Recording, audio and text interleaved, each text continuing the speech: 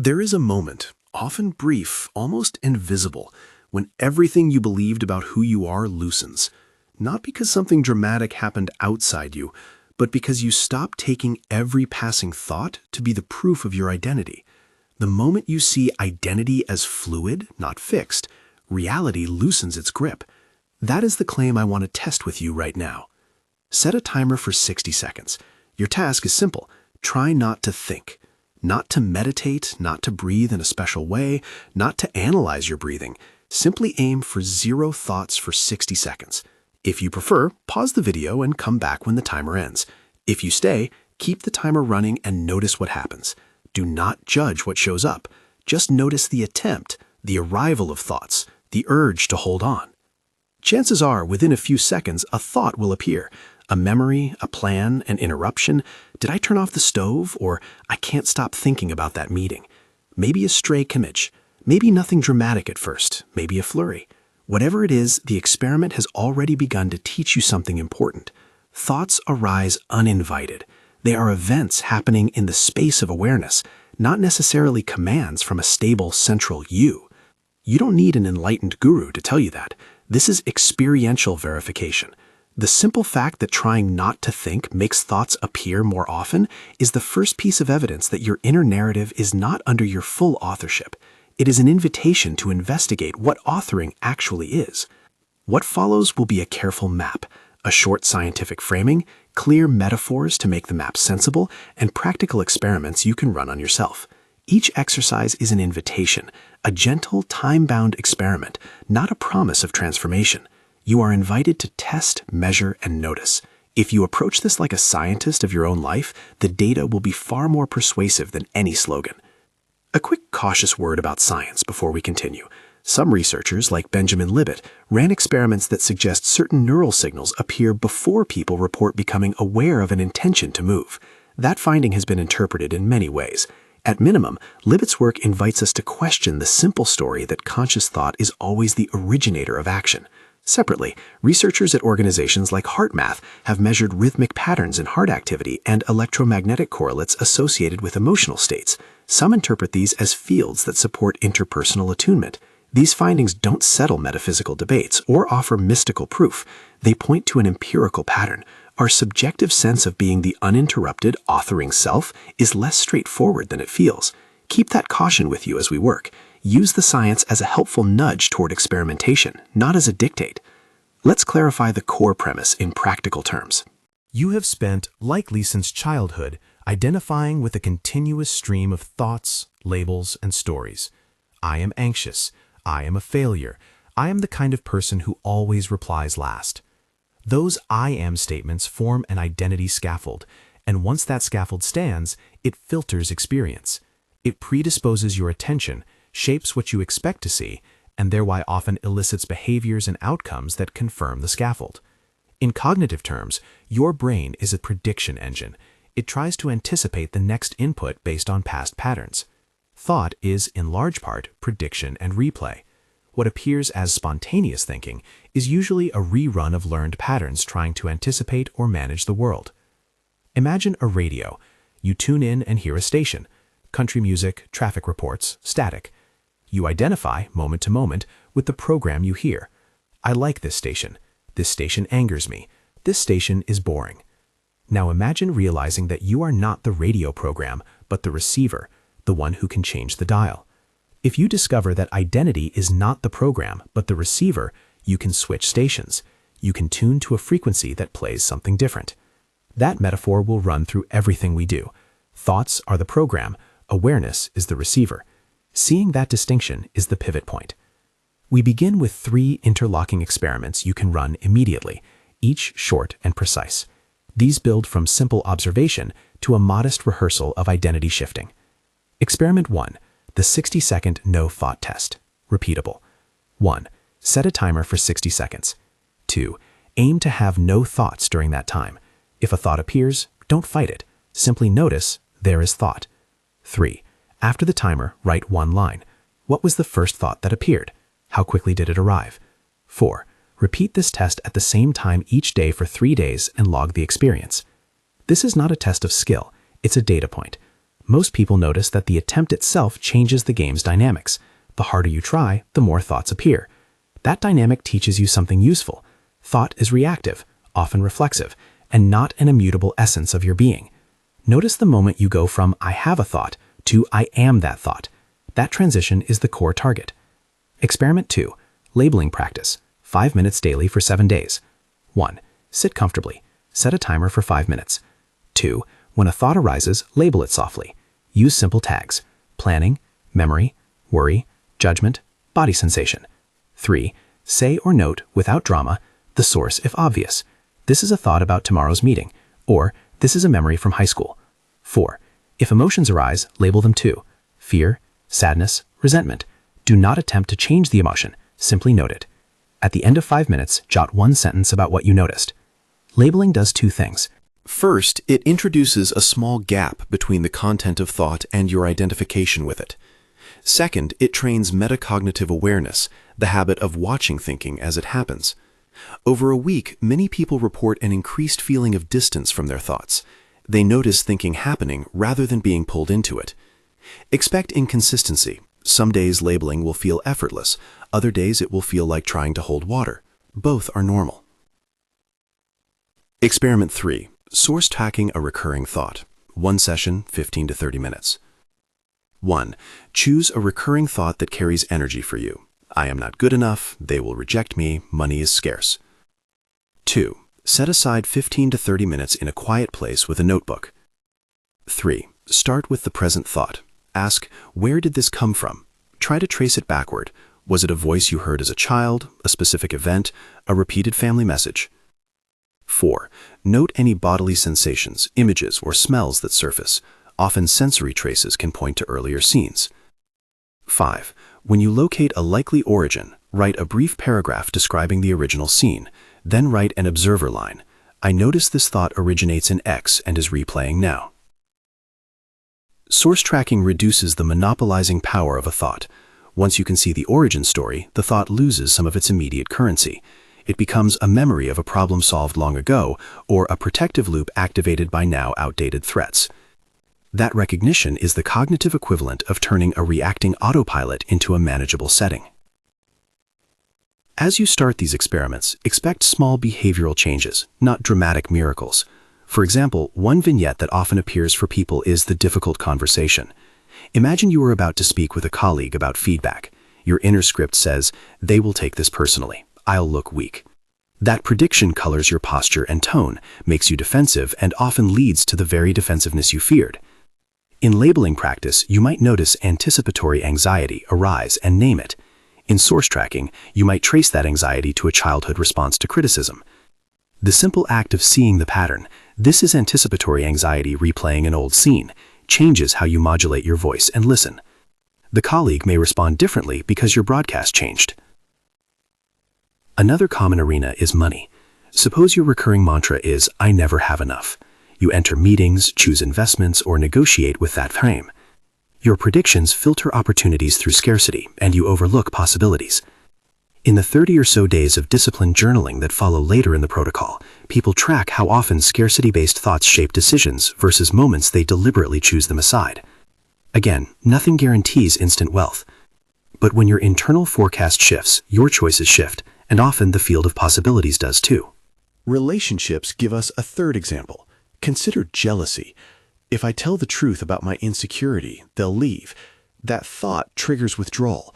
Over time, it forms a self-fulfilling pattern. Through daily awareness anchor practice, which we'll define shortly, you can notice the swell of jealousy as a passing event rather than an identity decree. That changes how you speak and listen. The relational dynamic can adapt. Not always in neat, romantic ways, but often ways that invite new responses you previously couldn't access. We must be honest about friction. Thoughts are sticky because they are reinforced by habit, context, and community. You don't only think, you are thought by networks, family, culture, the media you consume, the group identities you belong to. Many thoughts are not personal at all in origin. They are collective patterns transmitted like radio waves across a field. You will notice this more clearly as you practice. A paranoid political narrative may have been rehearsed in your social circle. A belief about work ethic could be embedded in a family lore. Identifying collective origins is part of source tracking on a wider scale. Before moving on to longer practices, let's introduce an anchor you can use daily to cultivate the habit of identification with awareness rather than with thought content. This is a short, repeatable practice meant to be woven into your day. Awareness anchor. Twice daily, 10 minutes each. 1. Choose 2 times each day that you can consistently claim for practice. Morning and late afternoon are common. 2. Sit or stand quietly for 10 minutes. Set a timer. 3. Begin by noticing your breath for 1 minute. Then widen attention to the space in which thoughts appear. Instead of chasing the thought, practice the phrase, I notice. 4. When a thought comes, attach the noticing phrase and observe the thought's texture. Does it feel high-pitched, looping, diffuse? Where in the body does it sit? After 5 minutes, shift attention to sensation, the pressure of the seat, the temperature on your skin, subtle muscle tension. For the final minute, imagine a gentle microphone that amplifies awareness rather than content. Hold that image softly, not as a strategy, but as an orientation. The expectation here isn't immediate liberation. Rather, the anchor is rehearsal. Each session strengthens the habit.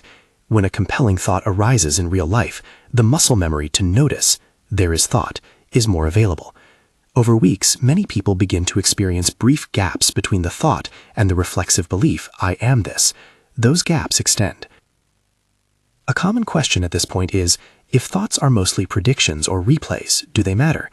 Yes, they do. But the mattering is different once you are not fused with them. Thoughts become useful tools, signals to be inspected, not commands to be obeyed.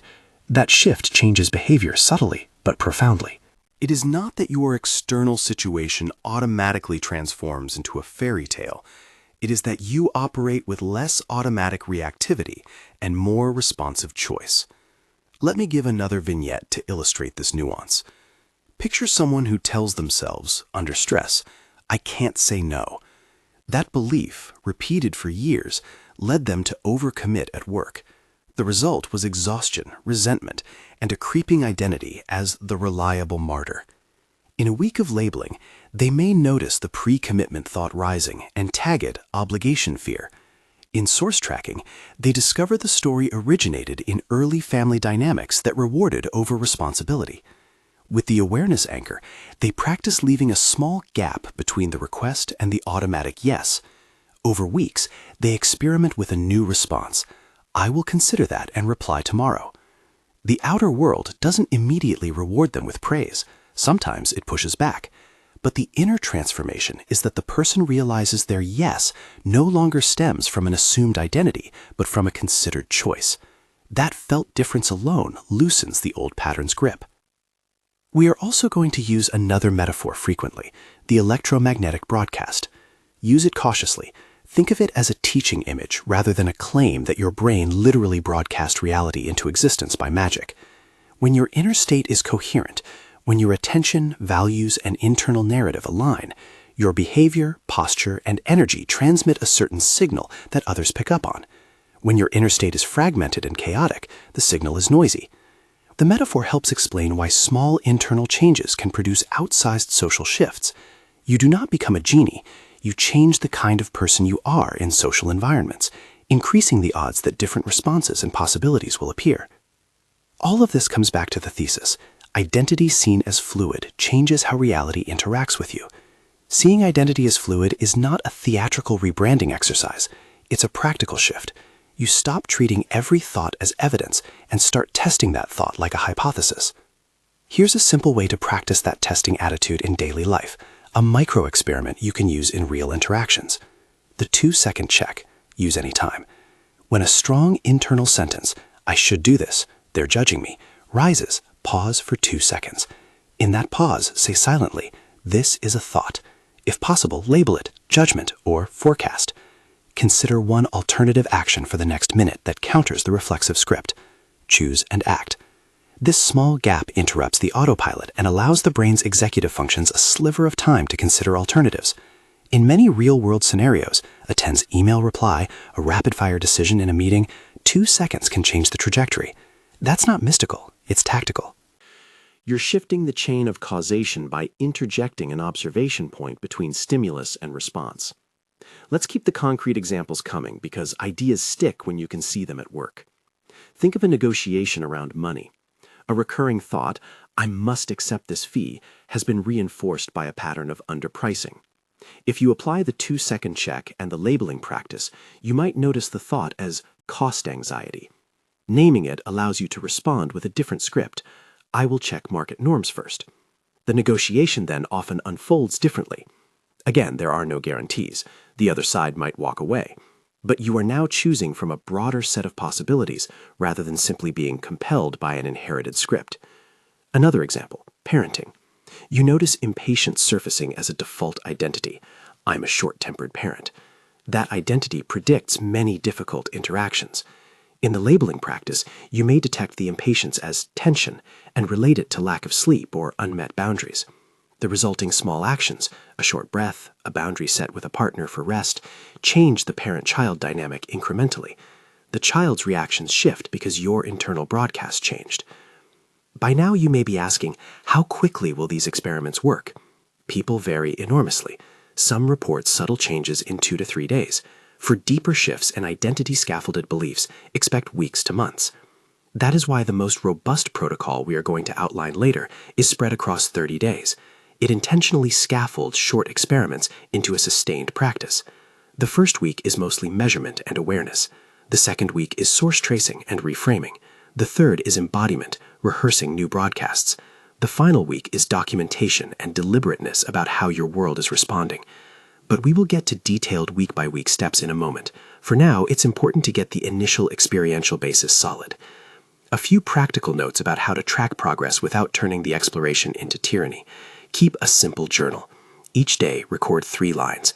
Baseline mood/level of reactivity in the morning, 1 labeled thought you noticed during the day, and 1 small behavioral experiment you tried, e.g. 2-second check, saying no, pausing before replying. At the end of each week, read back what you wrote. Patterns will emerge. If nothing seems to change at first, that's not failure, it's data. Perhaps your practice time needs a different slot. Perhaps certain contexts trigger old scripts more fiercely. Return, adjust, repeat. Normalizing setbacks is part of the culture of this work. Expect relapse into old identities. The mind will borrow from deep grooves when under threat, fatigue, or novelty. When that happens, the skill you are cultivating is the capacity to notice the relapse with curiosity rather than condemnation, and to return to the practice. The language you use in those moments matters. Replace I failed with I noticed a reactivation. Both statements are true, but the latter invites inspection and repair, while the former invites a narrative of being stuck.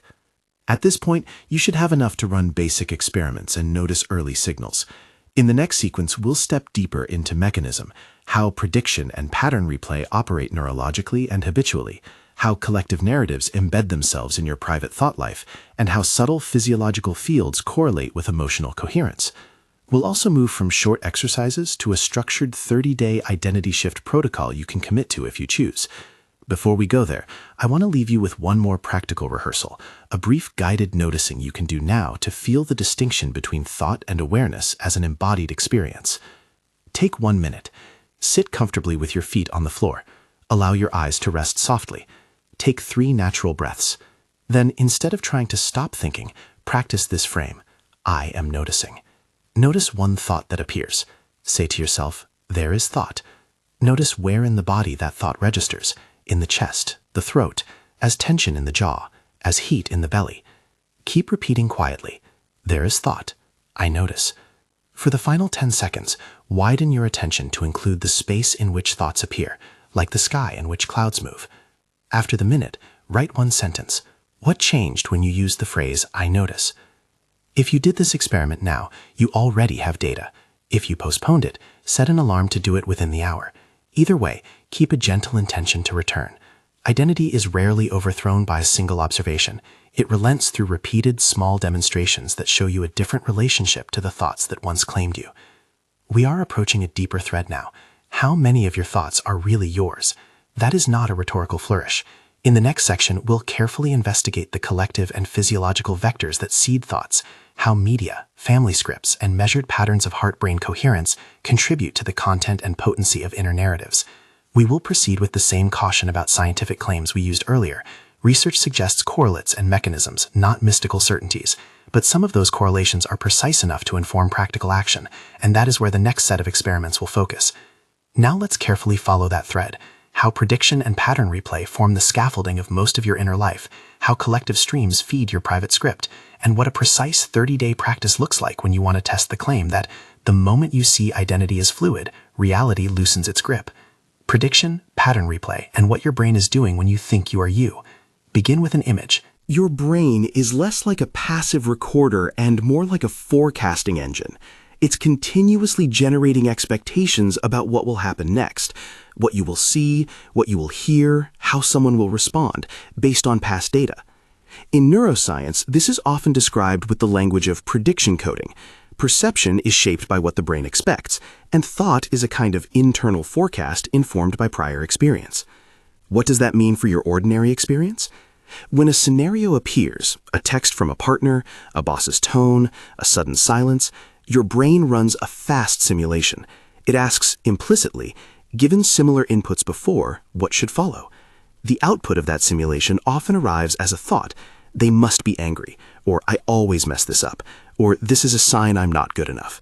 Those thoughts feel like fresh, present information.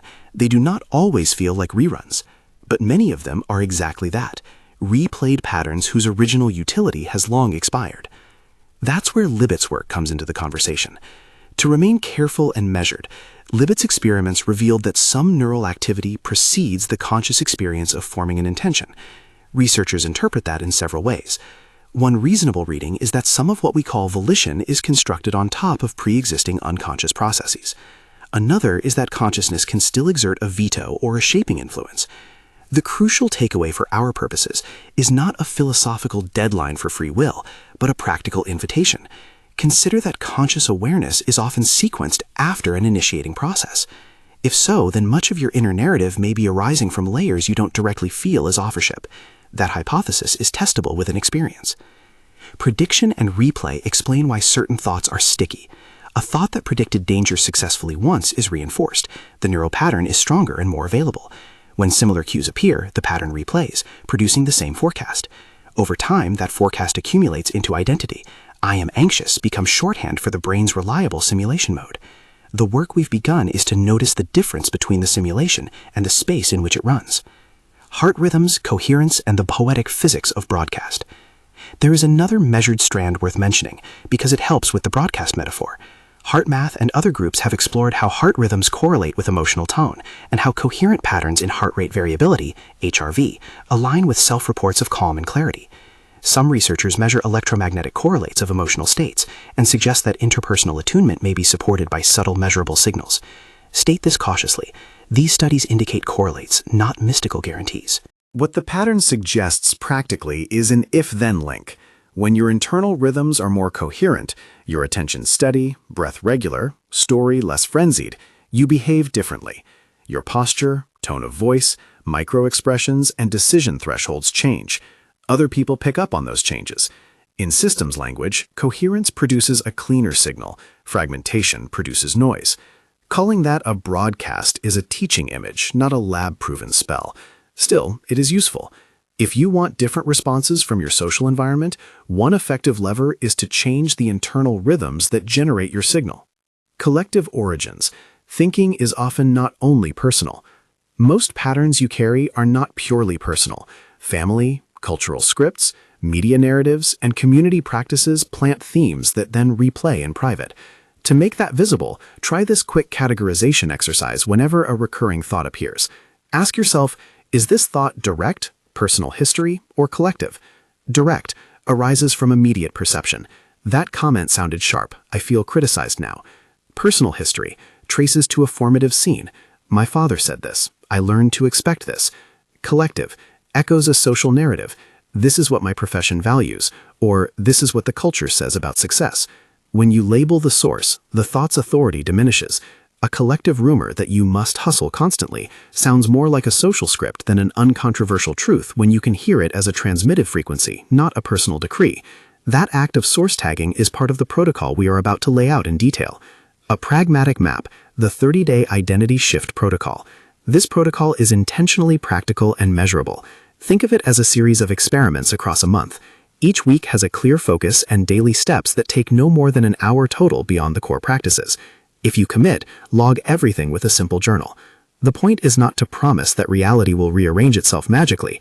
It's to help you accumulate evidence that changing the relationship to thought alters how you move in the world. And that can, over time, alter outcomes. Before starting, a few baseline measurements. On day 0, before you begin week 1, take a baseline snapshot. Use a single page in your journal, digital or paper, with these fields for today. 1. Morning mood rating, 1 to 10. 2. Typical reactivity level across yesterday, 1 to 10. 3. One recurring I am statement you notice. 4. Number of times you felt overwhelmed or hijacked by thought yesterday, estimate. 5. One recent example where you felt an outcome confirmed your story, brief note. Record that baseline. Don't judge it. It's your starting point. Week 1. Measurement and basic awareness. Days 1 to 7. Goal. Establish consistent observation and simple metrics. Daily practices approximately 15 to 20 minutes daily. Morning, 5 minutes. The 60-second noticing experiment plus 2 minutes of free noting. Use the phrase, I notice, and write one sentence about the first thought that appeared. Midday, 5 minutes. Labeling practice. Set a timer for 5 minutes and label thoughts as they arise. Evening, journal entry, 3 lines.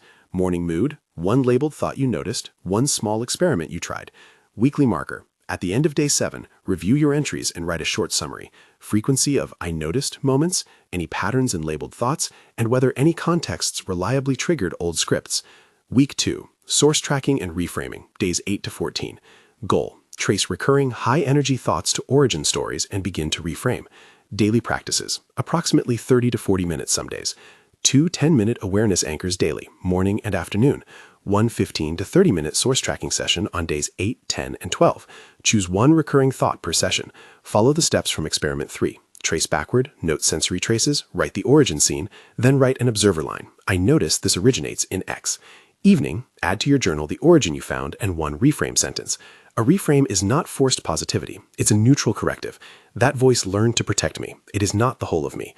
Weekly marker. Create an inventory of I am statements, and next to each write the likely origin, family script, cultural, a single event.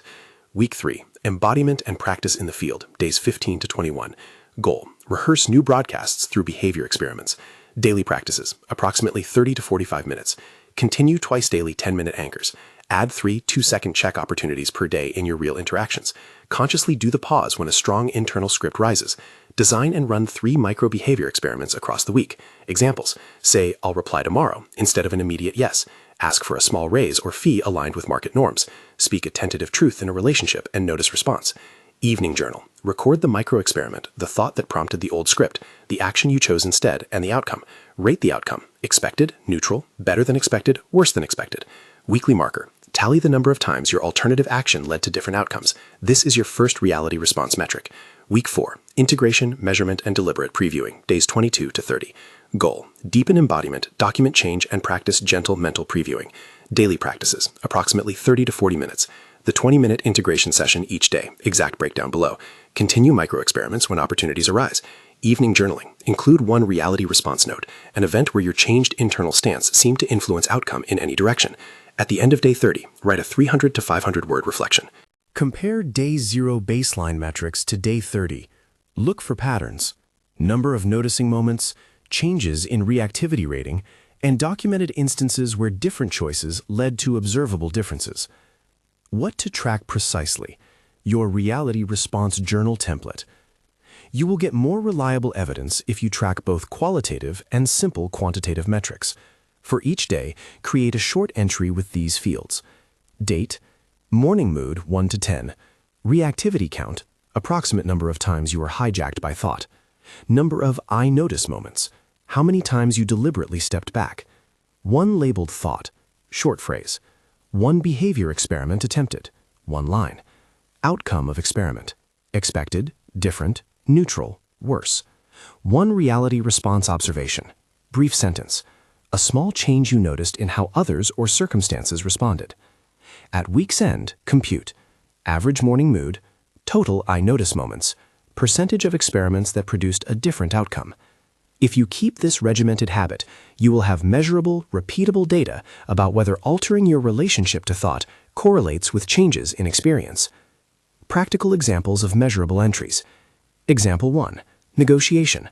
Morning mood 6. Reactivity count 4. Noticed cost anxiety. Experiment equals ask to consult rate card instead of accepting. Outcome equals different. Client asked for proposal. Reality response note. Client returned with a request for more detail. Example 2. Relationship.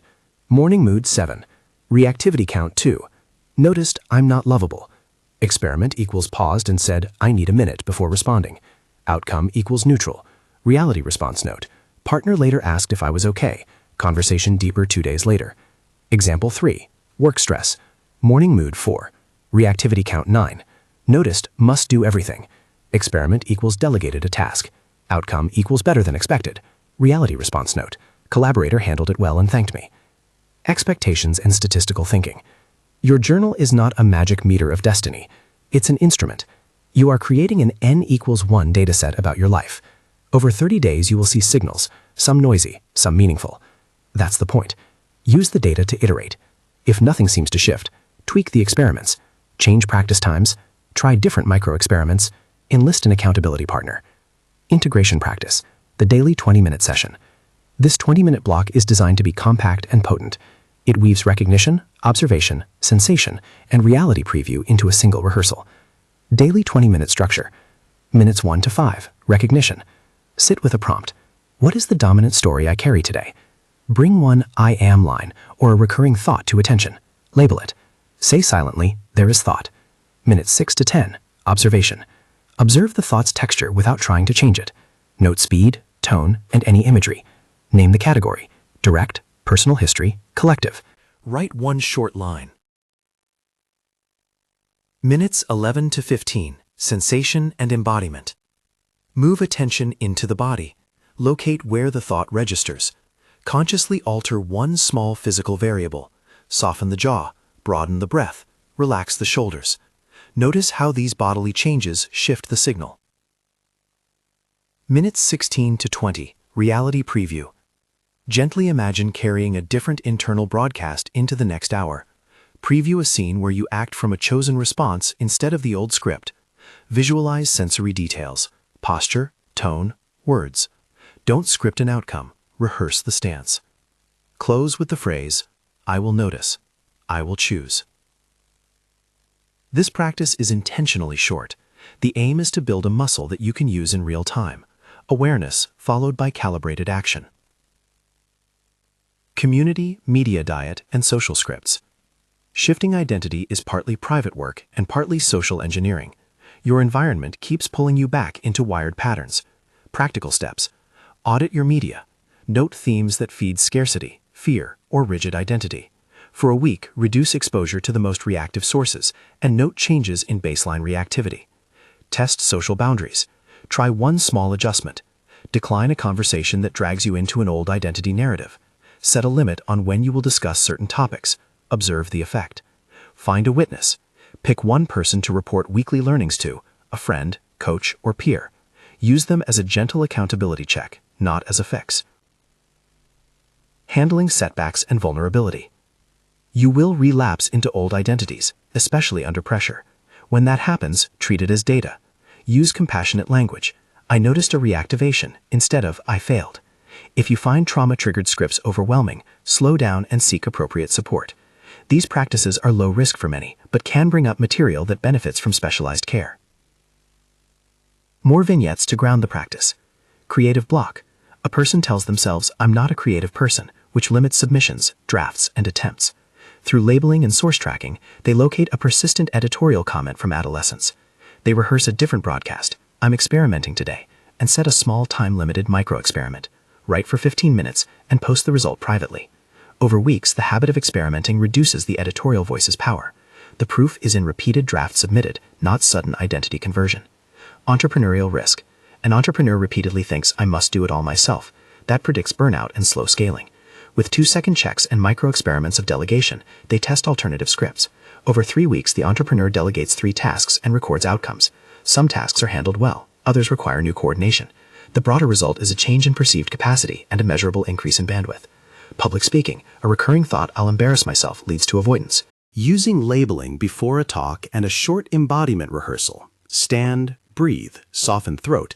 The speaker steps into the stage with a steadier pulse. The audience response is similar, but the speaker's felt experience changes. That internal change is itself measurable in the journal and, over time, invites more opportunities. Safety and ethical cautions. Do not weaponize these practices to gaslight others or to avoid accountability for harmful behavior. The purpose is to create space to act with greater presence and responsibility. If you discover beliefs that enable harm, it is appropriate and ethical to seek professional or communal accountability. Also, if any practice intensifies distress significantly, pause and consult appropriate support. A compact set of daily micro-habits for busy lives. If you have only 5 minutes a day, prioritize this trimmed set. Morning, 60-second I notice test. Midday, 1 2-second check-in in a real interaction. Evening, 1-line journal entry. If you have 20 minutes, do the full 20-minute integration practice. The point is consistency, not duration. The muscle grows through repetition. A caution about language. Avoid identity shaming. When you notice old identity scripts, "I'm a procrastinator," "I'm always late," avoid turning the observation into a stick. Replace "I am" with "I notice." Practice sentences like, "I notice there's a strong habit of delaying when I feel overwhelmed." That small linguistic change nudges your system from entrapment toward inquiry. Measuring reality loosening its grip. What does the title promise mean in measurable terms? Here are pragmatic indicators to watch for. Increased choices. You find yourself choosing alternative responses more often. Different outcomes frequency. A higher percentage of micro-experiments produce outcomes that differ from the expected script. Emotional range. Episodes of intense identification shorten in duration. Opportunity variance. You notice new options you previously filtered out. Feedback loops. People respond to you differently over repeated interactions. None of these are proof that the universe is bending to you. They are reasonable, observable signals that your field of action has shifted. Closing guided recognition exercise, 30 to 60 seconds. Take this brief rehearsal now to feel the difference between content and awareness. Sit comfortably. Take 2 natural breaths. Bring to mind one brief recurring thought. Notice it gently. Say silently, "There is thought." Notice where it registers in the body. Observe without trying to fix it. For 30 seconds, breathe and hold the posture of the observer. Soft attention, open chest, relaxed jaw. If the mind rushes, come back to "There is thought." After the moment, notice any small difference. A loosening of the chest, a slight space before reaction, a quieter tone. If you did that now, note one sentence in your journal. What changed when you practiced being the witness rather than the actor in your mind? Final synthesis. Why fluid identity loosens the grip of reality. When identity is perceived as fixed, when your stream of thought is treated as incontrovertible proof, you live inside a narrow forecast. Your attention, behavior, and choices fold to that forecast and often produce outcomes that confirm it. When identity becomes fluid, when you can notice thought as event, trace its origin, and choose alternate responses, you gain flexibility. Flexibility increases your range of action and therefore the possibility space of outcomes. That does not equal guaranteed success or miraculous results. It does mean that you operate from a different set of probabilities. Your internal signal becomes less reactive, more coherent, and therefore more likely to invite different responses from others and from circumstances. The loosened grip of reality that the title points to is exactly this practical phenomenon, a widening of possibility because your operating system is less rigidly bound to old scripts. One final invitation. If the claim in the title resonates, the moment you see identity as fluid, not fixed, reality loosens its grip. Then I invite you to experiment for 30 days with the protocol outlined here.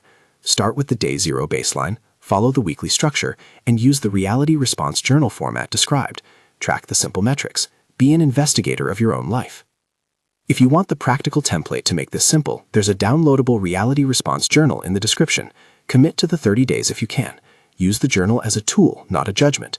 Return to what works, adapt what doesn't, and remember, the point is not to become a different person overnight, but to learn a new relationship with your thoughts, one of curiosity, measurement, and choice. When you notice that thoughts are events in awareness rather than immutable identity, you will have, in that noticing, altered how you show up.